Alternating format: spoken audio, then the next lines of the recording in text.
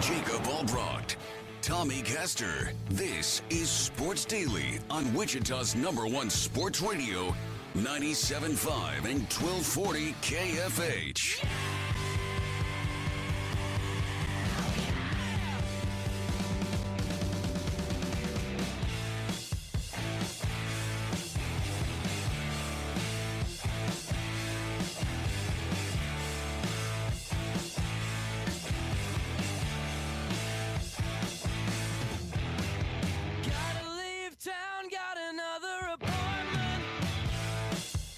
All right, welcome back, everybody. Sports Daily on KFH. Glad to be here with you on this Monday edition. We've been talking college football realignment, 869-1240 on the IHOP hotline if you want to weigh in there. We'll go back to that, talk about the new additions from football, basketball, whatever, from an actual athletic perspective, not a business perspective, I suppose. So we'll get into that a little bit later. We've given away our Def Leppard and Motley Crue tickets. We'll have some Thomas Rhett tickets to give away. That's coming up on the 18th here in Wichita. We'll give those away later. We'll give away some HTO as well. So stay tuned for all of that. Chiefs training camp, Tommy. Let's check in there. And no Chris Jones news. Worried yet? I know you haven't been. At what point do you think you worry? I've been pretty on the record and consistent in saying if you get into a preseason game and he hasn't reported anywhere, at that point I'm going to start to get nervous. I'm kind of on the cusp right now. So on Sunday you'll be nervous? I'm on the verge. Yeah, I mean, it's Monday. Let's see if something happens this week. It's been awfully quiet, which I've always believed no news is good news. I think when you start, we had that whole burst of reporting, and you could definitely tell that one report was from the Chiefs camp and another report was from Jones's camp. It's been very quiet ever since then, which leads me to believe they're working behind the scenes to get something done. I did see a report, I think over the weekend, and I want to say it was Mike Florio from Pro Football Talk that reported it, that the Chiefs are still optimistic that they will get a long-term deal done with Chris Jones. So, I mean, I'm kind of holding on to that. But yeah, I mean, if we get to Sunday and there's nothing happening, at that point, yeah, I'm going to start to get a little bit nervous. Okay, Commissioner Kleofkoff. Just kick that worry can down the road. Here's what I'm worried about is that the Chiefs' decision to make is going to be a difficult one way or the other, right? Whether they commit a lot of money in years or whether they decide they got to move on. It's going to be a tough choice no matter what. And I know it won't feel that way in the beginning. Like if they get him signed, everyone will say, "Oh, okay, good, it's done. They got it done." That's not what I mean. What I mean is next offseason or whatever other free agent it potentially costs them. That's what I worry about. Is if they go to this point, who else? Who does it cost them down the road? And we'll see. I mean, maybe they could figure out a way to get it done. I think we're to the point now where this isn't simple. It's not just they just need a little time to get it done. I just don't buy that, or it would already be done. I think the other thing that makes me more on edge about this going into the preseason is the reports that Charles Omenihu is suspended for the first 6 games from violating the league's conduct policy. He had a domestic violence situation before the Chiefs signed him. They knew that there was probably going to be some kind of punishment coming down on him, but it's official. The first 6 games of the season, he won't be there. And, he's one of the more experienced defensive linemen that the Chiefs have. They've gotten really, really, really thin on the interior defensive line. And I know that they brought back Tershawn Wharton coming off the PUP list and all of that, but there may be a scenario where I think that they need to start looking at, and maybe they already are, signing a free agent vet, maybe the vet minimum, to come in and at least provide more depth because right now they're super thin right there. Do you think, Tommy, this resolves peacefully? Or, are we just going to get to the point where it's they got a deal done, it's signed? I think there's going to be a little more animosity than that. And I think it probably does bleed into the first preseason game. And it just continues to get more and more uncomfortable. It still, on the outside and on the surface, feels comfortable. I think beneath the surface, it's not comfortable. That's what I think the elephant in the room is right now, is that there is some contention here. And you hate to see that, but it's a distraction. The Chiefs aren't going to let it distract them on the field, but man, I feel bad for Brett Veach for having to make this decision. It does mean the other defensive linemen potentially have to step up, and that includes George Karlaftis, second-year player. And I think that, most people expect a step up from him this year. They need it. So we have Mitch Holthus interviews coming into the Steve and Ted show over on KNSS, and Jad is cutting us portions of that each day. It's a part of, some exclusive content you'll hear as a part of our partnership with the Kansas City Chiefs. Of course, you hear their games here on our Odyssey family. But Jad, let's play some of this. Mitch Holthus from camp speaking to George Karlaftis. I mean, it's a huge jump mentally, physically. You kind of know what's expected. You know the guys, you know the system, and it's been great. Feel great. All of these year two guys, trying to do our part, because a lot of us have played, and welcoming in these rookies and these new guys, and just trying to do our part to make this team the best it possibly can be. Watching this spring and summer, though, I thought, this defense could go to another level. Where could this defense go? Yeah. I mean, we have a lot of guys with a lot of experience. You got that, and you got trust from the coaches. I mean, the sky's the limit. It's hard to imagine them going to another level without Chris Jones, Tommy. At a different level, certainly, but not a higher level, right? Like their defense isn't going to be better without Chris Jones. No, yeah, I thought you were going to continue. Yeah, no, you're right. They're not going to be better without Chris Jones. I mean, that's a given. It took me a while to respond because that's just a given, right? Like that's just an easy answer. They're not going to be better without Chris Jones in the rotation on the field, starting at defensive tackle. It's just not going to happen.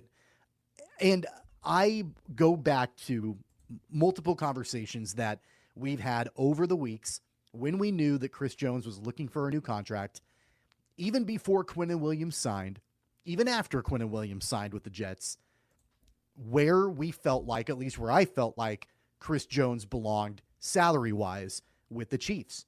I think that it is going to be extremely important for the Chiefs, and I know that you and I might be a little bit different on this. I do think, you've been clear that you don't think that having Chris Jones will ultimately change the prospects of a Super Bowl for Kansas City. I think it does. I think it clearly does. I think that it does. My point is they can still win a Super Bowl without him.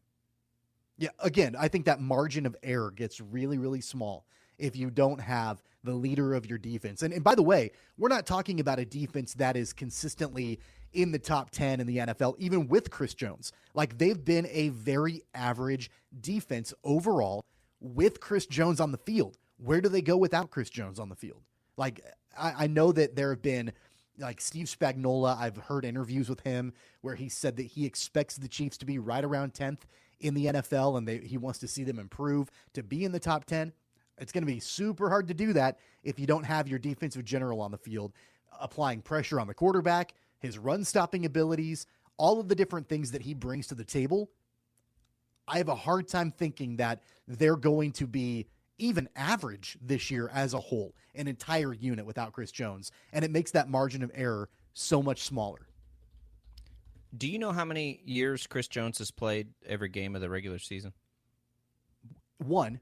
It was last year, right? Like that was the only year that he's done that. Yeah, no, I get that. Yeah. It is, it's, and I'd have to go back and look at what their record is in the games without him. My point on it is not that Chris Jones isn't critical. Again, I think he's the third most important player on this team. Third most important, behind Mahomes and Kelsey. But the reality is, and we can be honest about this because we've been honest about it for running backs for a long time. Like the way the NFL is designed right now, you have to have a good quarterback to win a Super Bowl. Everything else sort of, fluctuates. If the Chiefs didn't have Chris Jones, if he got hurt in week 4, and we wouldn't say, they're not going to win a Super Bowl now. Do their chances go down or up? Yeah, maybe slightly, but I'll bet you it doesn't move the Vegas line very much. Which is a pretty good place to look when you look at those things. It's just, I don't, and again, I love Chris Jones. He's one of my favorite players in football, and I really want Kansas City to re-sign him. But he's, and it is a standoff, and that's the way these things always go. But you're standing off, and the Chiefs have some difficult decisions to make. And if you're talking about the big picture with this organization, Patrick Mahomes is the most important thing, Tommy. The second most important thing is protecting Patrick Mahomes, right? And they got a lot of offensive linemen that are going to become expensive. So, if you put me in that chair and I have the decision to make and I have to choose one or the other, I have 30-plus-year-old Chris Jones for 3 years, or I solidify to make sure I have the offensive line in place to protect Patrick Mahomes. As much as I love Chris Jones, that is not that difficult a decision for me to make. It's Who just won not. the Super Bowl? Who won the Super Bowl 2 years ago? The Rams. Yeah. The Rams. Who is the quarterback for the Rams? Matthew Stafford. Would you say that Matt Stafford is anywhere close to the level of Patrick Mahomes? Nobody is right now. So why did the Rams win the Super Bowl? Due large in part, I would argue, to the play of Aaron Donald on the defensive side of the ball, right? So if you can combine a Patrick Mahomes type talent, obviously, at quarterback, and Chris Jones playing that role where he's probably the second best defensive tackle in the league behind Aaron Donald, that's going to make your chances that much better, obviously, to win a Super Bowl. They did it a year ago. You think and Aaron Donald had more to do with the Rams winning the Super Bowl than Matt Stafford did? I'm not saying that, but I'm saying that he was a big and integral factor in not only the Super Bowl, but just in that entire season for the Rams to get to that point. It's not just about getting to the game. It's about what you're doing before the game. It's about the regular season and the playoffs and all of that. And, Aaron Donald had been fairly durable until last season. We saw how the Rams went last season, and there were other injuries too, but we saw how the Rams went last year without Aaron Donald on the field. They still had Matt Stafford last year up until a point. He got injured too, but yeah, he got hurt. But look, I think that my argument is that I get what you're saying. You've got to have a great quarterback in most cases to win a Super Bowl. Patrick Mahomes, Tom Brady. I mean, the list goes on and on. But I think that there is an argument to be made that you've got to be able to have that anchor defensively if you want to have a better shot. The reason they won the Super Bowl is because Matt Stafford threw 41 touchdowns that year. Jared Goff the year before threw 20. So, I get it. Aaron Donald may be the most impactful defensive player. He's in the conversation, a very short list of most impactful defensive players that have ever played the game. And I don't mean to say that those guys don't have value. What I mean to say is, if you're the Chiefs making a difficult decision, and the difficult decision is either 30-year-old Chris Jones, right, at $30 million a year for 3 or 4 years, whatever it is that he ends up wanting, or locking up the offensive line that protects Patrick Mahomes, to me, that decision is not that difficult, right? I am going to do everything I can to preserve 15. But we don't know. We don't know that that's the case. We don't know that it's an either or at this point. I understand that. We know that there's going to be salary cap issues. There always are. Every team at some level deals with salary cap issues. But we don't know yet that it's going to be either Chris Jones or the offensive line. We don't know that. And so I think that you've got. But I'm talking about the decisions that have to be, you have to think about this stuff now as Brett Veach. Otherwise, he would have just paid Chris Jones a long time ago. There is no question that Chris Jones is worth $30 million a year according to the market somewhere, right? If you hit the free agent market, Chris Jones would make $30 million like that. No problem. The problem is, can the Chiefs be the ones that pay him $30 million? And that's the part, and I think why we haven't seen this get done is because of what the casualties later on to the cap are going to be if you do that deal. Because if it was a simple value proposition, of course he's worth that. But that's not the situation the Chiefs are in right now. They can't think of it that way. But it's also not just a simple value proposition. It's also, you have to take into account, what's the replacement value? What can you go and do right now to improve your team with the money that you're potentially saving by not signing Chris Jones? Well, And so you've drafted defensive linemen in the first round for 2 years. I think that's one thing you can do. And the other thing is he's 29 years old. And God, I hate these conversations because it sounds like I'm down on Chris Jones. I'm not. Like, I love Chris Jones. Love, want him to be a Chief. Think he should. Like, I want it to happen. Don't misunderstand it. I'm just trying to understand why we don't have a deal yet. Chris Jones at 29 wants this kind of deal with this kind of length. He's played a full season one time. Once. What do you think happens as you I've aged. I know what happens. Like, Father Time never loses. It gets harder to do that. And I would imagine as a monster who relies on strength and athleticism, that also gets more difficult, let alone just staying on the field. So, like, it's just, the problem is this isn't simple as we thought it was all off season. Oh, it's simple. They'll wait on Quinnen Williams and then they'll just get the deal done. No, it's obviously not simple. Yeah, I was wrong on that. I thought that they would get a deal done very quickly after Quinnen Williams signed, and that hasn't happened. I know that you have referenced a couple different times in this conversation about the number of games that Chris Jones has played. I feel like it'd be a little bit different if the one time that Chris Jones played every game in the season was like 4 or 5 years ago.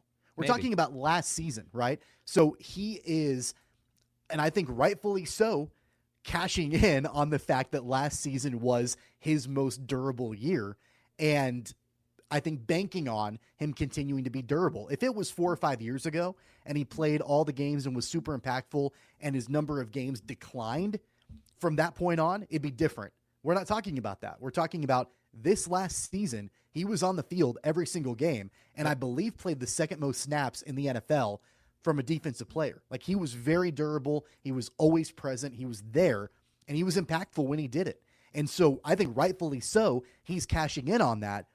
And I get that it's not easy. And I understand that Brett Veach has to navigate the salary cap and the personnel and contract demands and all of these things. And that's not an easy job. And I probably oversimplified it a few weeks ago by saying, just pay him what he wants. Just write him a check like you need him. It's more complicated than that, and I recognize that now, but I still have not moved off my position that the Chiefs are better off, not only in the short term, but I do think long term over the next 3 or 4 years and their chances of building a dynasty, repeating as Super Bowl champions and so on, if you have Chris Jones locked up for a 3 or 4 year deal. I would be good with 3 years, $90 million. I would be okay with that. More than that, I don't think I would be. So here's what I really want to know. And it may be what the Chiefs want to know. Can the Chiefs tag him, and would he play on the tag? Because if you want, like, just from, in my opinion here, and again, this has nothing to do with Chris Jones because I love Chris Jones, but from a business perspective, if I can get Chris Jones to play on the tag this year, that's what I do. And then I probably let him walk if he holds to, you know, what he wants financially, because that gets him to his almost $30 million this year anyway. I think his number is like, what, 28? So it gets him there, and then and then the decision becomes much easier if you're the Chiefs. You just come up with a backup plan, just like they've done at left tackle, just like they've done at safety, just like they've done in other places on the field. You can trade for somebody, you can draft somebody, you can do whatever it is you want to do. But that to me is, if Chris Jones wants a length of a deal that the Chiefs just aren't comfortable with, that's the easiest way out for the Chiefs. You just tag him, and this is going to be the last year Chris Jones plays for the Chiefs. That, from a business perspective, that's the simplest. I don't think anybody wants that to happen, which is why that hasn't happened yet. I do think they're trying to get through it without having to go down that path. But what I really want to know is that a relevant and a viable path for Chris Jones? Because I know it is for the Chiefs. Would Chris Jones just come in and play on the tag? I think if he does, you know, and you tag him, then you immediately start looking for trade partners. Maybe not right away. Well, yeah, but I mean, that's the end down of the Chris road. Jones's time in Kansas City. You immediately, because if you let him walk, then you're going to save money, but you're not really getting anything in return. It'd be great to be able to. Oh, you mean a trade partner for Chris Jones? Yeah, I think that you immediately start looking at that, not to trade him right away, but to at least plant the seeds of, like, we know this is going to be the last year unless he comes off his contract demands. So let's go ahead and try to have a plan in place to trade and get some value in return, maybe through the draft or whatever that looks like. I think one thing, too, that you have to read between the lines with the Chiefs, you mentioned that they have drafted replacements for certain players in multiple years. And it's textbook. You can read it. You know exactly, like when they drafted Felix Anudike-Uzomah, you were like, okay, that's going to be the replacement for Frank Clark. Like you can kind of figure those things out. They have not drafted a replacement for Chris Jones. They've not used a first round or second round or even third round draft pick on an interior defensive lineman. They've not done that. Now they used a fifth round pick on Wanya Morris out of Texas, I believe. But I don't think they drafted him with the intentions of he's going to replace Chris Jones. So knowing that, that would lead me to believe that all along the Chiefs have been optimistic, planning on, working on getting Chris Jones extended. If they had any kind of doubt, they would have drafted a replacement. And I wholeheartedly believe they would have probably looked at a defensive tackle in the first or second round rather than what they went and drafted at those picks anyway. So if you read between the lines, I think all along they've wanted him back. They've desired to have him back because I do think that they believe that having him on the field is best in the short term and in the long term if they can get a long-term deal done. Of course it is, because he's one of the best players in football, right? And that's why I think this has been, like when it was Tyreek Hill, it was a very simple process for the Chiefs. They were done, like in 3 days that happened. They don't want to do that. And that's what I mean. Like when I say it's complicated, the Chiefs they don't want to do that. They had no problem doing it for Tyreek Hill. That was the example they gave us, right? Like, okay, fine. You want that money? We're trading you tomorrow. And they did. Like they could do the same thing with Chris Jones. They don't want to do that, right? I do want to get to one other thing from Chiefs camp that has been really interesting to watch. And it's because this is one, there's a lot of times here around this part of the world, like we pay attention to specific things in camp that maybe go unnoticed nationally.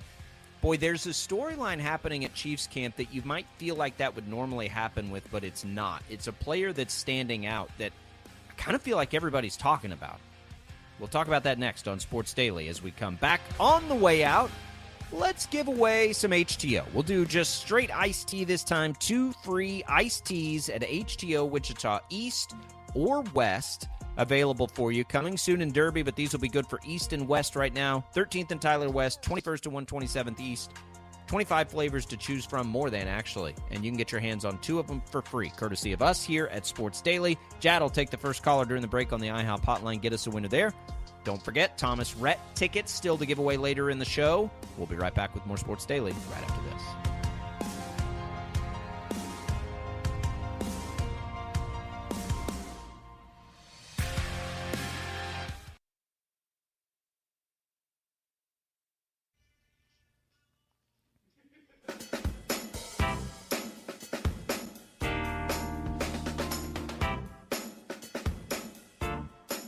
All right, welcome back. Sports Daily. Congratulations to Tommy. He's headed to win some HTO. I don't think that's Tommy Castor. It is not. I don't believe that's right. It's not, Jed. Different Tommy. Congratulations to Tommy. While we're doing this, Jad, real quick, because we're in the giving mood today here on Sports Daily. We've given away some Motley Crue and Def Leppard tickets. We've given away some HTO. Now we learn we have some Thomas Rhett tickets to give away. So, all right, we're keeping Jad busy. You're keeping Jad busy there on the IHOP hotline. Let's give away the Thomas Rhett first pair of tickets. We'll give away one of these each day, too, up until the show date, which is next Friday. I'll be there. Maybe you'll see me and say hi. But let's do that one now. Let's do the second caller, Jad, here during this segment to the IHOP hotline, 869-1240. Second caller. And we will get somebody going to Thomas Rhett with a pair of tickets. That contest begins now, right now. Second caller. We'll be right back with that winner. But, Tommy, Chiefs training camp. So there's another storyline. The Chris Jones is sort of dominated. There's another one that I thought might go under the radar, but, man, it is not going under the radar. And I think that's for all the right reasons. Justin Ross is having a great camp. And normally, you can see players that haven't really played any NFL football having great camps, right? He was undrafted because of an injury, right, in 2022 and has just not been able to get out there yet. But is getting there now and having a great camp. And you're seeing anybody who knows him say, yeah, that's no big deal. No surprise. This dude's a superstar. And you go back and you watch the college tape and you're like, oh, yeah, that guy was a superstar. I remember him. So he's coming through Chiefs camp, and they signed him last year, and they just couldn't get him on the field. Well, he looks healthy now, and everybody's talking about it. Like, I have people that aren't Chiefs fans like, what about Justin Ross? And I'm like, I'm surprised you know about Justin Ross. But and then I look up, right, as we've, to like as Sports Center's making their way around camps, and there's Justin Ross. He's all over social media. Trevor Lawrence, his old quarterback's talking about him from Jags camp, and it's like, oh, this isn't a secret. I think everybody sees this and is like, did the Chiefs really just get that? Like, if he's healthy, Tommy, I really think now, and we'll see some of the preseason games, I do think it's probably time to start considering Justin Ross as a real asset and weapon for this team, because it appears like he's going to be able to finally get it going out there. It's got to pay off. And I think this year it's got to pay off for sure, because there's been a lot of hype around him when the Chiefs signed him as an undrafted free agent. I mean, based off of what he did at Clemson and just the show-stopping ability that he has on the field.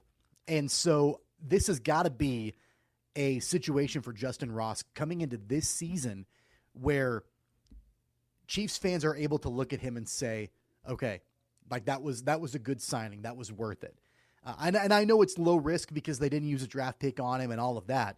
But I wonder, like, has there ever been a year with the Chiefs team, or maybe even any team in general, where you look at the crop of wide receivers and you just don't know? Like, you just don't really know anything. Like, you can look at a lot of other teams and you can point out, oh, yeah, like, that's the number one receiver. Oh, yeah, we know exactly what that guy's role is going to be. That's not really the case with Kansas City going into this year. Like, we know who Marquez Valdes-Scantling is. We know what Kadarius Toney can do when healthy. Like, we know Sky Moore is poised for a breakout. But what we don't know, at least I don't know, maybe you have a better idea than I do, is how the depth chart is going to work out, how each receiver is going to be utilized by Patrick Mahomes, and how it's all going to play together in the offense. I genuinely have no idea, and that's why I've paid more attention to what's going on with the wide receivers during training camp than really anything else. I think that this is the most talented collective group that Patrick Mahomes has ever had. And that's saying a lot considering he had Tyreek Hill in a lot of wide receiver rooms. But when I think about the versatility, and that sort of depends on Rashee Rice, right? Like, as long as he has staying power and is up to par, which I think he is. Without seeing him play, that's a little difficult to say. But when you think about, like, most people think Sky Moore is going to get better than he was last year. Some people, like me, think he's going to get a lot better. And Justin Ross adds a level of athleticism and talent that they haven't seen, I mean, probably since Tyreek Hill, maybe. I mean, I don't know. Not the same speed or anything, but just like jump off the screen ability. And then you add Kadarius Toney, whose talent is supreme, albeit if they had those four guys fully healthy at the same time with Travis Kelce, like if you put the Chiefs in that scenario, Tommy, with the way defenses are playing now, I think you could see a situation where Patrick Mahomes challenges his own statistical greatness, right? Like, could have one of those type years. Now, every single one of those receivers basically has an asterisk, right? Toney and Ross is, can they stay on the field? Sky Moore is, we all saw last year, can he take the next step? And Rashee Rice is, he's a rookie. We don't know what he's going to be.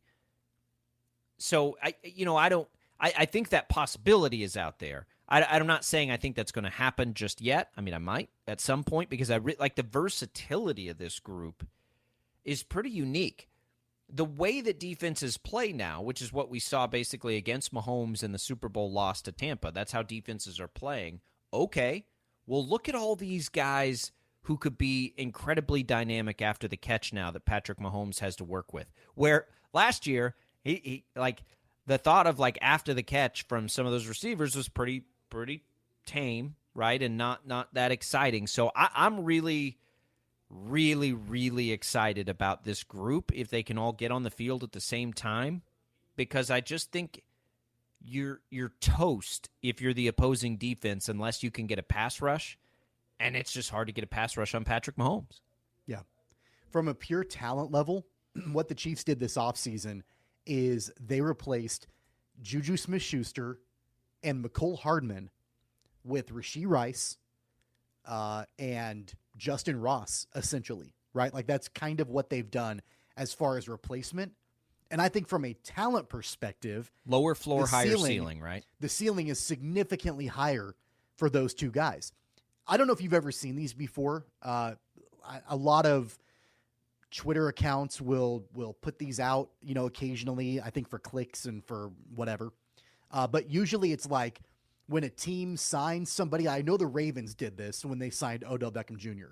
Like, they put out a graphic and it's like, who's going to stop this offense? And it's like all these big names, right? Like loading up. Or like you look at the Bengals and you've got like T. Higgins and Jamar Chase and Tyler Boyd. Like, who's going to stop this offense? The Chiefs are going a different direction this season. It's not about big names. If it was, they would have signed DeAndre Hopkins. And they probably would have brought Juju back. Like, it's not about big name ability. It's about talent ability where the ceiling is really high and where they're able to grab players like Justin Ross and draft Rashee Rice with the thought process of these guys are going to be able to come in here and do big things. So I kind of like that mentality a little bit. I mean, it's unproven. It makes me a little bit nervous. I don't exactly know how it's all going to pan out, but because of like when you sign a bunch of big name guys, the expectations change. If the Chiefs had signed DeAndre Hopkins, the expectations would have been significantly different. Right now, I'm excited to watch how that room pans out, what the depth chart looks like, and who can really step up and be a star. Well, the Chiefs have told us, by the way, what they're going to do offensively by the way they've been designing this for a while, right? They're telling us by the way we saw them play last year and now by the type of players in that room that they have, they want to get the ball to these guys and let them run after they catch the ball. Let Patrick Mahomes find the spot and get these guys in some space to make plays. It's too bad they don't still have Tyreek Hill because obviously, he could kill in that environment. But it's okay. Like they've now adjusted. I think it's very clear what they're trying to do offensively. They're not concerned about the deep shots anymore. And yeah, it's a higher ceiling wide receiver room than it was last year, but it's a lower floor too. Like, Kadarius Toney could not play and Justin Ross can't get back on the field, and then you're really thin there and it's a problem. So there's some risk in that room too. But yeah, the upside is tremendous. By the way, you brought up Baltimore. I've been thinking a lot about Baltimore with Lamar Jackson back and a new offensive coordinator that's most likely going to put him in a better position to run than he has been by spreading the offense out a little bit. They've been too packed in there in Baltimore, all the tight ends and all that stuff. You want to talk about a team that's flown under the radar because all the attention was on Lamar Jackson? Tommy, they probably are getting J.K. Dobbins back, right? He's a little disgruntled about a contract, but he looks like he's going to be back and healthy. They signed Odell Beckham Jr., which was the big headline guy, and I don't know how much of an impact he has, but he'll have some. But they still have Rashad Bateman. They drafted Zay Flowers, who for a lot of people was the top receiver in the draft. They still have Devin Duvernay and Nelson, and they have Nelson Aguilar, and they have Mark Andrews. That offense, Tommy, is loaded. We talk about Kansas City and Cincinnati and Philadelphia and Buffalo. I absolutely think there is a world where Baltimore has the number one offense in football this year. I think that is very much on the table. Wow. Yes. See, I'm not willing to go that far because I don't think J.K. Dobbins is that good. He's never been healthy, so we don't really know. He's been good when he's healthy. I also think that OBJ will underperform based on the amount of money that the Ravens paid him. And as much as I like Rashad Bateman, he's coming off of an injury that there's no guarantee that he's going to be the player that he was the year before. They did add Nelson Aguilar, and he's a good, I think okay to good receiver. But really, it's the two consistent pieces are Lamar Jackson and Mark Andrews. Like, it's kind of like Patrick Mahomes and Travis Kelce. Well, like, those are the discount only two Zay things. Flowers the way we've seen Right, rookies and impact things. The upside is there for Zay Flowers for sure. But at least you can lean on Lamar and Mark Andrews. that's about the only thing that like I think you can have total confidence in that will perform at a high level this season. Everything else is unproven. So, I mean, they very well could have the number one offense in football, but I'm not going to put money on that because I just there's a lot to be seen on the way that I'm this not saying they will. I'm not saying they with will. the new I offensive think the coordinator, Chiefs how will. that's going to pan out. I think the other reason I think they may put up gaudy numbers, I don't think their defense is going to be very good. But okay, so and I really feel bad because it's great research this guy did. He's a fantasy football writer, I think. He's really just kind of a stats nerd, honestly. But he broke these numbers down of how much more effective quarterbacks that run are at running when there are 3 wide receivers on the field, and that basically Greg Roman wouldn't do that at all for Jackson. And then Monken, the new offensive coordinator coming in, absolutely will. And so his point was, like, Lamar Jackson's running will be so much more possible this year. And they've added these receivers. I just think they're going to be a really hard offense to stop. Now, I don't think their defense is going to be very good. That's why ultimately I think that they'll be in the conversation for the league's top offense. So they'll be out there a lot. But don't sleep on the Ravens. When we get to betting season, I'm going to look hard at the Ravens as a surprise team to do some things this year. Too bad they play in the Cincinnati AFC. in the division. I think they could challenge them. I do. Their defense is not going to be good, though. I don't think it is. Imagine them in the NFC. Would you put them third? Second, Yeah. maybe? Probably second behind the Eagles. Yeah. Where in the AFC they might be fifth or sixth. It's crazy. Crazy. All right, we'll come back. I do want to talk about, we'll jump back to the realignment a little bit.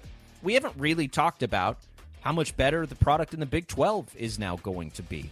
Let's do that. There's some other rumors that there could be even more addition coming for the Big 12. We'll get into all of it as we make our way through Sports Daily. Coming right back.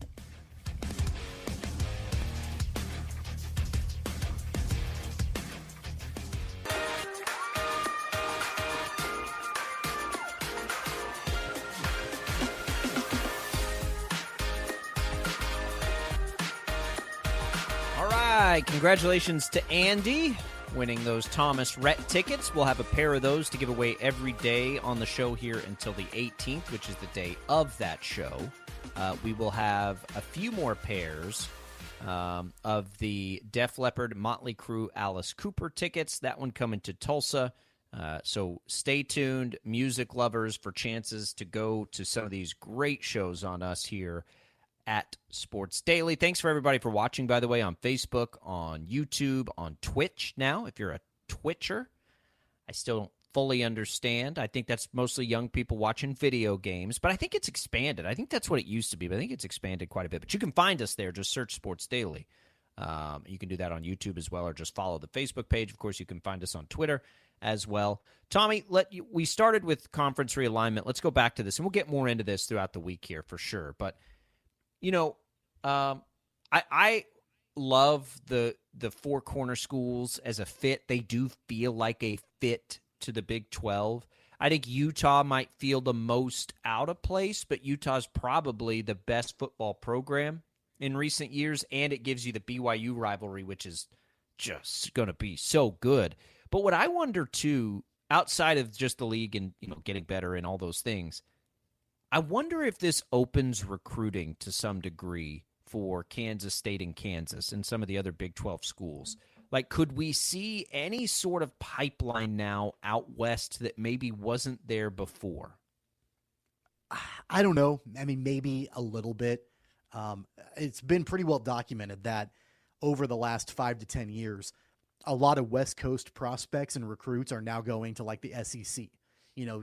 They weren't heavily recruited, or they weren't considering schools like Alabama and Georgia and things like that before. They were going to USC and UCLA and other programs on the West Coast. But that really hasn't been the case as much over the last decade or so, as we've seen the Pac-12 and their power, kind of decline over the years. And so there might be a little bit, but I don't know. I mean, I don't think it's going to be anything that we're going to sit back and notice and be like, wow, having those four schools in the conference, that's meaning that the recruiting is going to be that much different than it already is for these local schools. Yeah, it is the possibilities in this are endless. endless when you think about what it could mean for, to me, like the programs that we follow. This being a part of the aggressive league.